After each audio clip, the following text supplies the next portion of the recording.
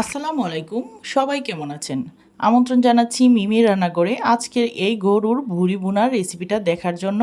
গরু কিংবা ছাগল যেইটারই ভুড়ি রান্না করেন না কেন, আজকের এই সেম ওয়েতে যদি আপনারা ভুড়ি রান্না করেন তাহলে দেখবেন যে ভুড়ির একটা পারফেক্ট স্বাদ পাবেন। ভুড়ি ভুনা করার জন্য আমি এখানে 1.5 কেজি পরিমাণে গরুর ভুড়ি নিয়েছি। ভুড়িটা আমি প্রথমেই খুবই ভালোভাবে কেটে ধুয়ে পরিষ্কার করে নিয়েছি। পরিষ্কার করে নেওয়ার পর ছোট টুকরো করে কেটে লেবুর রস এবং অল্প একটু হলুদ দিয়ে প্রায় আধা ঘন্টার মতো রেখে দিয়েছিলাম। আর এই ভিডিওটা আমার স্কিপ হয়ে গিয়েছে, তাই আপনাদেরকে বলে দিলাম। এ পর্যায়ে আমি একটা কড়াই নিয়ে নিলাম, কড়াইয়ে দিয়ে দিলাম ভুড়িগুলো। আর ভুড়িগুলো আমি কিভাবে কতটুকু ছোট করে কেটেছি সেটা নিশ্চয়ই আপনারা স্ক্রিনে দেখেই বুঝতে পাচ্ছেন। দিয়ে দিলাম বেশ কতগুলো রসুনের খোয়া। রসুনটা একটু বেশি দিতে হয় ভুড়ির ভিতরে, তাই আমি এখানে 12 থেকে 13টা রসুনের খোয়া ইউজ করেছি। সাথে দিয়ে দিচ্ছি পেঁয়াজ। পেঁয়াজটা আমি ছোট করে কিউব করে কেটে নিয়েছি। এখানে প্রায় 10 থেকে 12টা পেঁয়াজ কিউব করে কেটে নিয়েছি। তারপর দিয়ে দিচ্ছি এলাচ, দারুচিনি এবং দিয়ে দিচ্ছি তেজপাতা। তেজপাতার সাথে আমি এখানে নিয়েছি একটা এলাচ পাতা। এলাচ পাতা কে কে চিনেন অবশ্যই কমেন্টে জানাবেন। আর এই এলাচ পাতাটা দিলে কিন্তু মাংসতে খুবই সুন্দর একটা স্মেল আসে। তারপর দিয়ে দিলাম এখানে 2 চামচ পরিমাণে মরিচের গুঁড়া, দিয়ে দিচ্ছি 1 চামচ পরিমাণে হলুদের গুঁড়া, 2 চামচ পরিমাণে দিয়ে দিলাম ধনিয়ার গুঁড়া, দিয়ে দিব স্বাদ মতো লবণ। রান্নার রেগুলার সয়াবিন তেল দিয়ে দিলাম। তেলটা একটু কম করেই দিলাম, কারণ যেহেতু ভুড়ি রান্না করছি ভুড়িতে কিন্তু প্রচুর পরিমাণে তেল উঠে। দিয়ে দিলাম আদা পেস্ট। আদা পেস্ট এখানে 3 চামচ পরিমাণে হবে।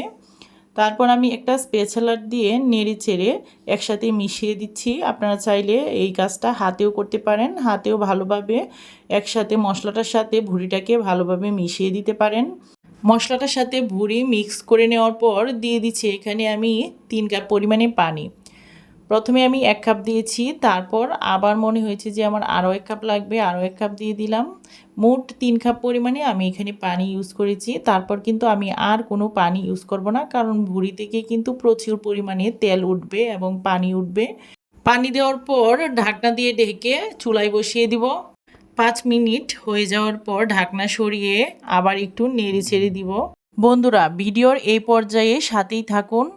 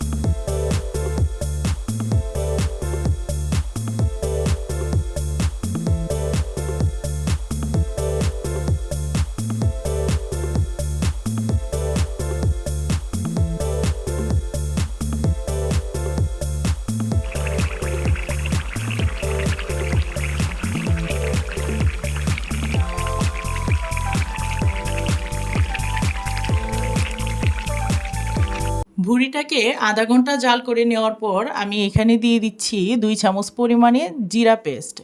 জিরা পেস্ট দিয়ে ভালোভাবে নেড়ে ছেড়ে ভুড়িটার সাথে মিশিয়ে দিতে হবে। আর ভুড়িটা কিন্তু এ পর্যায়ে খুবই ভালোভাবে কষিয়ে নেওয়া হয়ে গিয়েছে।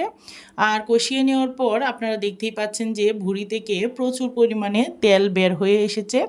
আর এই তেলটা আপনারা চাইলে কিন্তু উঠিয়ে রেখে দিতে পারেন, কিংবা যারা খেতে পছন্দ করেন ভুড়িতে তেল চর্বি তারা কিন্তু রেখে দিতে পারেন। ভুড়ি রান্না করতে একটু সময় লাগে, 30 মিনিটের মতো আমার অলরেডি হয়ে গিয়েছে। আমার কিন্তু মোট 1 ঘন্টারও বেশি সময় লেগেছিল এই ভুড়িটা রান্না করতে, কারণ যেহেতু আমি ভুড়িটা একদম ভাজা ভাজা করেছি।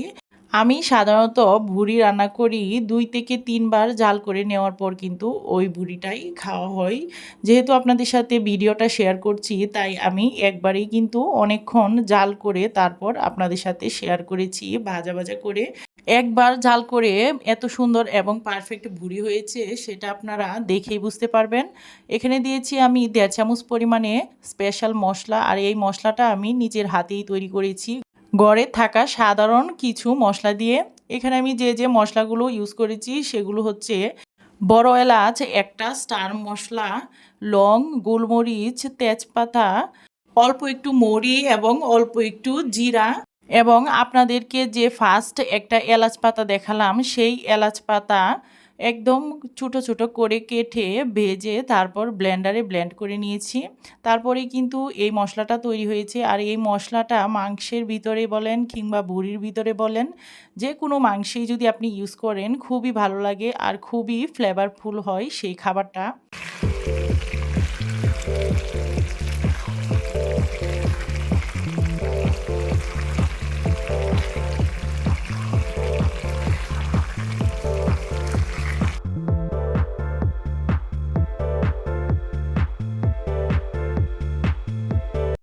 প্রায় 1 ঘন্টা জাল করে নেওয়ার পর কিন্তু আমার গরুর ভুঁড়ির কালারটা এরকম এসেছে। আর আপনারা চাইলে আরও একটু জাল করে নিতে পারেন যারা আর একটু ভাজা ভাজা খেতে পছন্দ করেন। তবে ভাজার চেয়ে এইভাবে ভুনা করে খেয়ে দেখতে পারেন, আশা করছি আপনাদের কাছেও খুবই ভালো লাগবে। এটা হচ্ছে ভুঁড়ির ফাইনাল লুক। আমার আজকের রেসিপিটা কেমন লাগলো অবশ্যই কমেন্ট করে জানাবেন। ভালো লাগলে চ্যানেলটাকে সাবস্ক্রাইব করে পাশে থাকা বেল আইকনে ক্লিক করে নোটিফিকেশন অন করে রাখবেন, এবং যারা পেজ থেকে দেখছেন তারা পেজটাকে ফলো দিয়ে রাখবেন। সবাই ভালো থাকবেন, সুস্থ থাকবেন। আল্লাহ হাফেজ।